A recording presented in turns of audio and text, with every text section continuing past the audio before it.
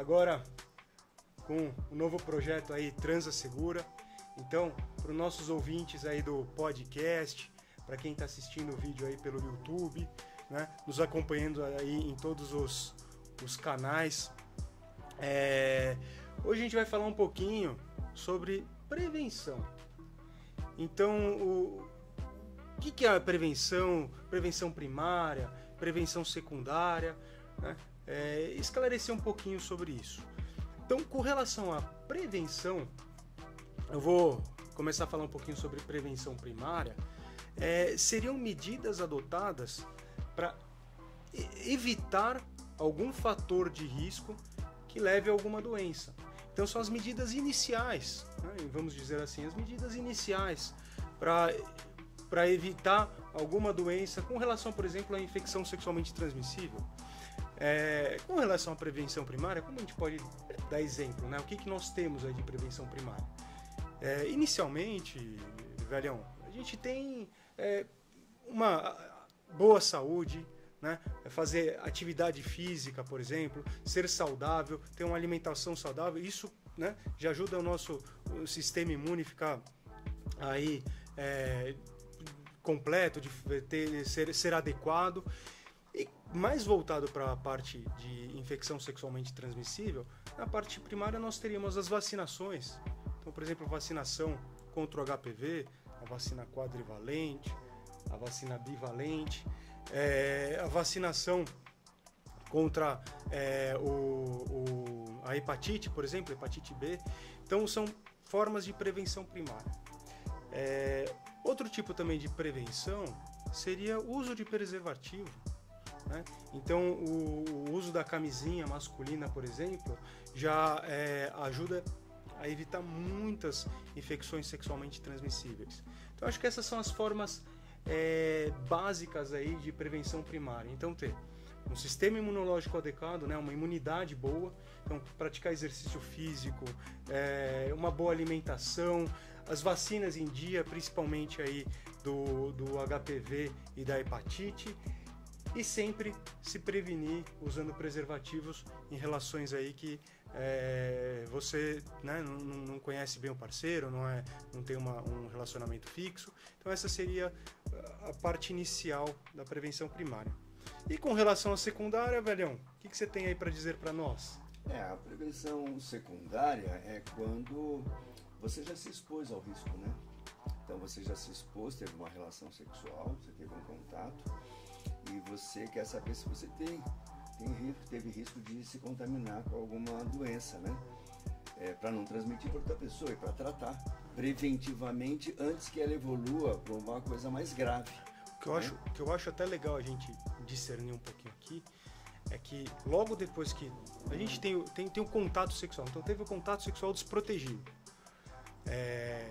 tem aquela pessoa que teve exposição a uma certa doença e vai manifestar, né, vai evoluir com algum sintoma, e tem os assintomáticos, que às vezes podem ter a doença e não saber. Eu acho que talvez a prevenção secundária seja mais voltada principalmente para os assintomáticos, porque a pessoa que é sintomática, muito provavelmente ela vai procurar ajuda, né? Vai tentar entender o que aconteceu, mas os assintomáticos às vezes se expuseram e continuam a vida normal, acham que não tem nada.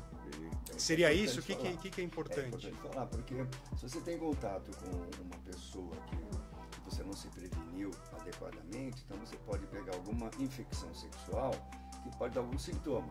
Pode dar uma ferida, pode dar uma secreção, pode dar um mau cheiro, pode dar uma bolha, pode dar uma verruga. Então, em cima desses sintomas, você acaba procurando um médico. E lógico que ele vai fazer outros exames para procurar outras doenças. Existem infecções sexualmente transmissíveis que não dão sintoma nenhum. Então, a pessoa tem uma relação sexual, ela pode se contaminar e não sabe que tem aquela doença. E aquela infecção ela pode evoluir silenciosamente, podendo complicar posteriormente. É o caso da sífilis, é o caso do HIV, é o caso das infecções por clamídia, gonococo, né? Em que você não sabe que você está com a doença, ou porque você não apresentou sintomas nenhum, ou porque você não deu importância para aquele sintoma e ele desapareceu.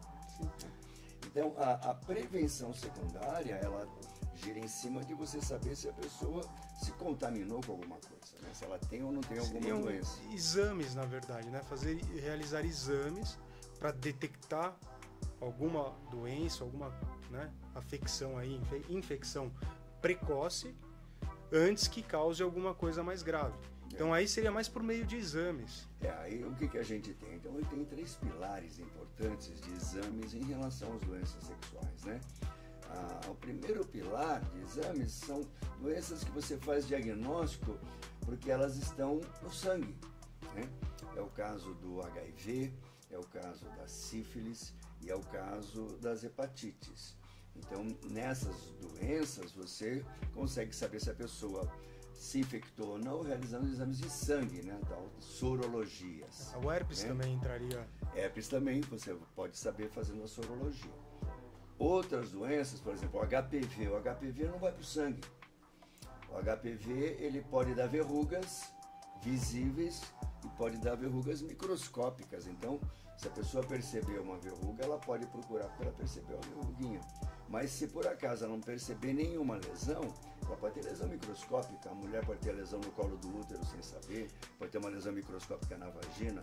Tanto o homem também pode ter uma lesão microscópica. Então, nesse caso do HPV, o importante é você fazer exames para procurar as lesões microscópicas. Se a pessoa tem uma lesão visível, esses exames vão ajudar a você, além de localizar as lesões visíveis, também localizar as lesões microscópicas para tratar. Então, isso é o HPV. E tem outras infecções que podem dar na boca, no genital masculino e feminino, no ânus, né? E que elas são assintomáticas. Então, são como a clamídia, o gonococo, o ureaplasma, a micoplasma e o tricomonas. Hoje em dia é muito comum a gente encontrar pessoas infectadas com essas bactérias e não sabe que tem. Então, na cavidade oral, né, na região anal, na região vaginal, na uretra do homem. Então, são exames importantes, por quê? Porque essas doenças, eventualmente, elas podem vir prejudicar futuramente a fertilidade do homem, a fertilidade da mulher, porque elas não dão sintomas nenhum e podem causar inflamações crônicas nas regiões do ovário, prejudicando depois uma gravidez futura. Então, esses 3 pilares são importantes para a gente pesquisar as doenças mais frequentes sexualmente transmissíveis, né? Essa é a prevenção secundária. Abrindo um pouco o leque, né, que a gente quer cutucar mesmo, né? A gente quer colocar a lenha na fogueira. Colocar o dedo na ferida. Aí vem as situações, os comportamentos sexuais. Então, hoje em dia o que acontece? Vai depender muito do teu comportamento sexual. Então, se você é um indivíduo que tem uma pessoa fixa no teu relacionamento, vocês podem fazer os 2 exames de prevenção nesses 3 pilares e ter uma vida sexual normal. Porque você começou um relacionamento fixo e você fez os exames, a pessoa que você tem contato também fez os exames, você leva uma vida normal, porque o que tinha que tratar entre os 2, vocês trataram. De repente você não tem um relacionamento fixo, você tem uma pessoa que você sai em uma semana, tem outra pessoa que você sai na semana que vem, ou você tem uma pessoa fixa, mas que você se envolve com outras pessoas de comum acordo. Meu parceiro quer que tenha outra mulher na jogada, ou a minha parceira quer que tenha outro homem na jogada. Não, nós temos relações em grupos de casais. Não, eu tenho relação com homem, homem com homem, e nós participamos de festinhas grupais. Então tudo isso pode acontecer. E à medida que isso vai acontecendo, os riscos vão aumentando e, dependendo do comportamento sexual, se tem maior risco para ter infecções na cavidade oral, na região anal, no pênis ou na vagina. E aí sim, nós vamos começar a avaliar esses comportamentos de risco, né? Se a pessoa tem com frequência isso e não usa preservativo, é uma coisa. Se ela tem com frequência esse relacionamento e usa preservativo, a prevenção já é diferente. Então nós temos que adequar os exames que nós vamos fazer e a frequência que nós vamos fazer esse exame com o comportamento dele. E para quem você vai fazer? De repente a pessoa ela é uma profissional do sexo, então ela consegue se prevenir fazendo alguns exames. Agora ela não consegue realizar exames em todos os parceiros que ela tem. Então nós vamos começar a entender o comportamento de cada um para saber como que a gente pode orientar. O ideal é que todos envolvidos na relação sexual façam os exames. Nem sempre isso é possível. E aí, o que eu faço? O que a pessoa pode fazer? Ela vai periodicamente se submeter a alguns exames que a gente pode saber se ela se infectou ou não e tratar o mais precoce possível, né? Eu acho que é isso mesmo, foi perfeito, porque esse programa serve para isso, eu acho que para conscientizar as pessoas, porque foi o que você falou, às vezes até o profissional ou a profissional do sexo, eles realizam de forma rotineira alguns exames, às vezes até pecam em realizar outros por desconhecimento, principalmente esses que a gente acaba fazendo análise de DNA em saliva, em secreção uretral, em secreção vaginal, na área do ânus. A gente tenta detectar aí algumas bactérias sexualmente transmissíveis, como gono, clamídia, micoplasma, neoplasma, tricomonas. Esses a gente percebe que o pessoal às vezes acaba pecando em realizar, talvez por falta de informação. Mas eu acho que você foi perfeito, porque nunca é unilateral, né? E quando é unilateral, então quando a pessoa, ela teoricamente está sozinha, porque ela tenta se prevenir, mas ela não sabe o que vai acontecer com outra pessoa, que é o que acontece com o profissional do sexo. É importante ela ter uma frequência maior, porque ela não sabe com que ela está entrando em contato, né? E o contato ela pode até se proteger, mas invariavelmente pode rolar um beijo, pode rolar um sexo oral sem preservativo, né? Vai encostar, mesmo se usando preservativo, vai encostar a região pubiana, o escroto, alguma região pode entrar em contato com pele e pode aumentar o risco de HPV, por exemplo. Então eu acho que os exames preventivos, digamos assim, né? Os exames preventivos aí para prevenir, para fazer a prevenção secundária, seria importante a gente falar mais abertamente sobre isso, né? Não apenas, o pessoal está muito acostumado com sorologia. Fiz já sorologia para sífilis, hepatite, HIV e herpes e tá tudo bem. Não, tem coisas muito, muito além disso, né? E talvez aí com o avanço em relação principalmente ao tratamento e ao controle do HIV, né? Hoje em dia tem um controle, a pessoa pode ter o HIV e tem um controle muito bom da doença, que ela acaba tendo uma vida praticamente normal. Então, com esse controle do HIV, parece que o pessoal acabou se perdendo um pouco a preocupação, e essas outras infecções aí se alastraram. Aumentaram bastante. Aumentaram muito. A gente vê queixa, coisas que a gente nunca tinha visto, ou talvez nunca tivesse percebido. Por exemplo, pessoas que vieram com dor crônica de garganta, inclusive passaram em otorrino, passaram em diversas especialidades, e ninguém, né, descobria, via, achava que era HPV, achava que era uma infecção por bactéria comum, que era uma laringite, que era uma faringite, ou que era uma amidalite. Ninguém encontrava nada. De repente, quando a gente foi fazer a análise, tinha aí uma infecção sexualmente transmissível, tinha um micoplasma, uma clamídia, um ureaplasma, né? Então eu acho que isso foi um dos fatores que veio com força para a gente tentar fazer esse programa, né? Eu acho que daí vieram as origens para a gente falar, poxa, precisamos falar mais sobre isso.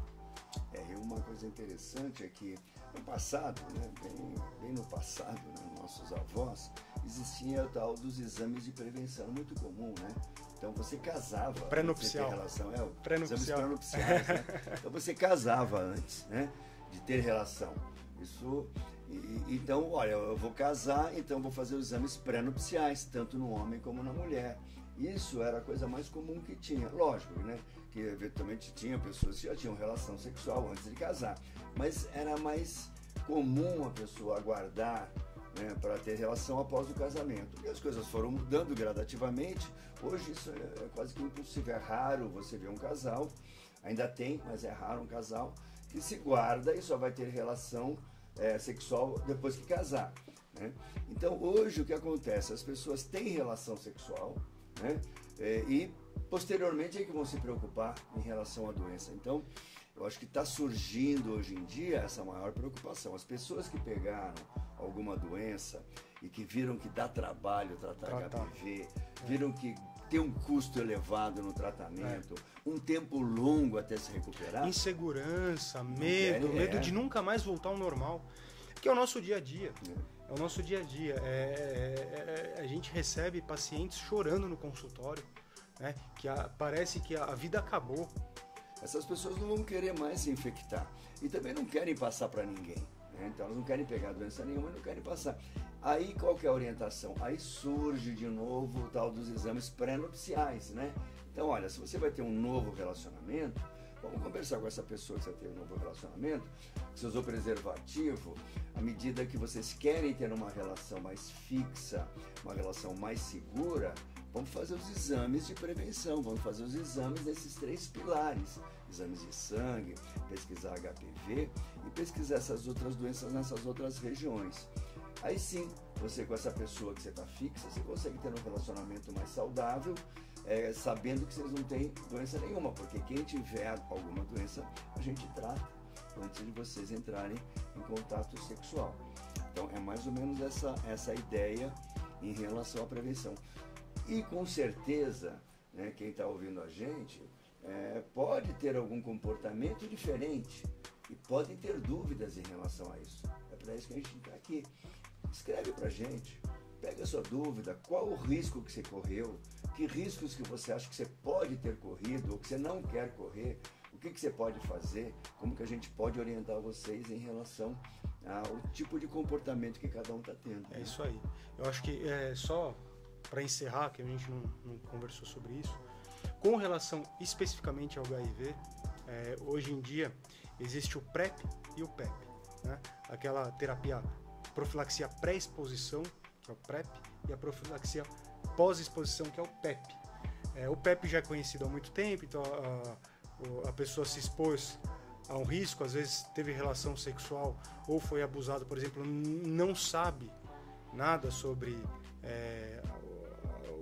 a outra pessoa, então não sabe se tem ou não, ou se contaminou com a agulha de uma profissional da saúde e o paciente HIV positivo, e aí entra a profilaxia pós-exposição, que é o famoso coquetel, né? Isso já tem aí há um bom tempo, e hoje em dia, né, vem vindo com força o tal do PrEP, que é a pré-exposição.